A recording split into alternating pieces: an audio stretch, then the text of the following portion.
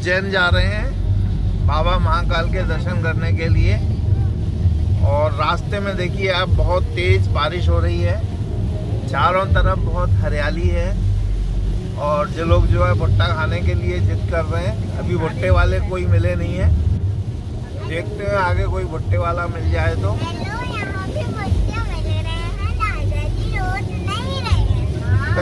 नहीं, अभी भुट्टे वाला मिलेगा तब इन्हें भुट्टा खिलवा देंगे। लेकिन अभी आप बारिश देखिए कितनी तेज बारिश है, इसके जो वाइपर हैं वो फुल स्पीड पे चल रहे हैं। उज्जैन जाते समय बीच में एमपी टूरिज्म का ये एक मोटल तानसेन पड़ता है।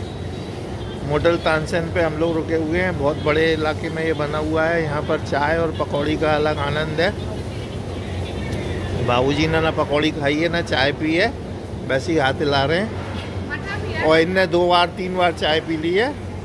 पहले अपनी चाय पी, फिर यहाँ की में से ले ली, फिर एक और ले ली। और ये देखो जी ईशान भी झूला झूल रही है। ईशान भी बैठी हुई है इधर।